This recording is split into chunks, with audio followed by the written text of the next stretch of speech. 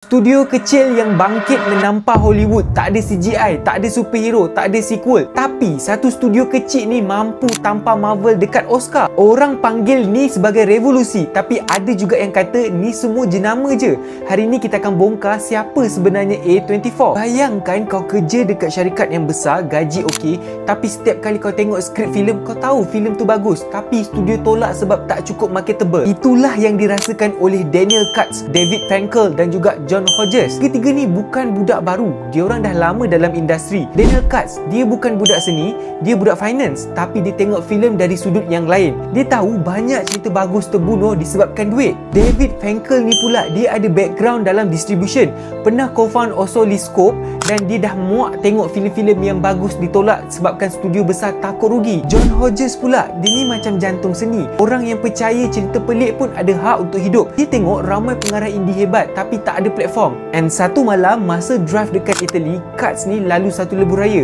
nama dia A24. Masa tu dia rasa, apa kata kita cipta laluan baru untuk filem macam jalan A24 ni? Maka terlahirlah A24 ni, studio kecil dengan satu misi, bagi pentas kat suara yang selalu dipadam. Filem pertama A24, A Glimpse Inside the Mind of Charles Swan III. Tujuh, filem ni memang pelik. Antara filem yang orang ramai tengok dan cakap, okay, aku tak faham. This is basically just a spin-off of one of the biggest comedies of all time, and it's not very good.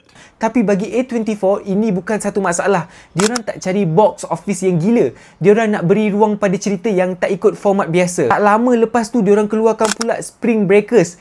Yang ni memang lain macam sebab Selena Gomez, Vanessa Hudgens, dua pelakon Disney tiba-tiba bawa watak party girls, kena tangkap dengan polis dan akhirnya diselamatkan oleh gangster yang bergigi emas yang dibawakan oleh James Franco. Dari segi visual dia memang macam pelik sikit sebab ada neon, lepas tu dia punya soundtrack dia gila. Jalan cerita dia level. Tapi inilah the moment yang orang mula tengok A24. Diorang ni berani, diorang tak ikut acuan. Diorang memang lain daripada yang lain. Sekarang bayangkan satu studio kecil tiba-tiba start keluarkan filem macam Ex Machina, AI jadi Tuhan kecil. Lepas tu Room, kisah ibu dan anak dalam kurungan. The Lobster, orang bujang tukar jadi haiwan kalau tak kahwin. Dan kemuncaknya Moonlight. Filem ni memang betul-betul tak ikut selera Hollywood langsung. Pelakon tak glamour, bajet dia memang kecil. Sekarang kita sembang pasal marketing dia pula. A24 ni bukan setakat jual filem, dia orang jual feel. Korang tengok trailer A24, slow, misteri, tak dedah plot. Poster filem memang minimalis gila. Nama pun kadang-kadang kecil je, tapi kau tengok, kau tahu, oh ni A24. Lepas tu diorang buat merchandise macam hoodie, topi, poster. Tapi jualan diorang ni bukan macam Marvel. Diorang jual limited. Bila habis, habis. Budak-budak filem mula pakai merchandise A24 sebab nak tunjuk aku tengok filem pelik. Mereka bukan jual cerita, diorang jual identiti. Kalau studio lain buat horror dengan hantu lompat keluar, A24 buat horror dengan emosi. Hereditary tentang trauma turun-temurun dan kehilangan yang buatkan manusia gila. Midsommar, horror siang hari, komuniti pelik, seram yang tak perlukan malam. The Witch, horror pasal agama dan kepercayaan zaman purba. Filem A24 ni bukan nak takutkan, diorang nak kau rasa tak selesa. Bila kau dah naik tinggi, spotlight jadi terik. Silap sikit terbakar. Kes 1, Zola, cerita asal daripada thread Twitter, tapi penulis asal tak dijemput ke anugerah. Orang mula tanya, kenapa suara asal dipadam? Yang kes kedua, The Whale, Brendan Fraser menang Oscar, tapi filem dikritik sebab portray obesity dengan cara eksploitasi. Kes yang ketiga, poster Civil War, rupa-rupanya AI generated. Padahal A24 ni selalu promote artis manusia.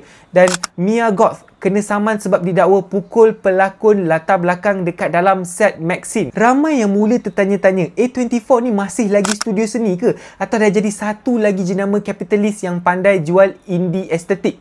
Sekarang A24 dah masuk dunia TV, gaming, merchandise besar-besaran, tapi adakah mereka akan kekal dengan identiti asal? Boleh ke diorang survive bila semua studio besar sekarang pun dah mula cuba nampak edgy dan juga weird? Apa pun jawapannya, satu benda yang tak boleh nak dinafikan. A24 dah ubah cara kita tengok filem. Diorang buat kita tanya balik, kenapa aku rasa benda pelik tu cantik? Kenapa bila cerita tu jujur, aku rasa pedih sangat? A24 ni bukanlah sempurna, tapi diorang ni bawa angin yang industri ni sangat perlukan. Dan mungkin dalam dunia yang makin copy-paste ni, kita perlukan satu studio yang berani jadi berbeza.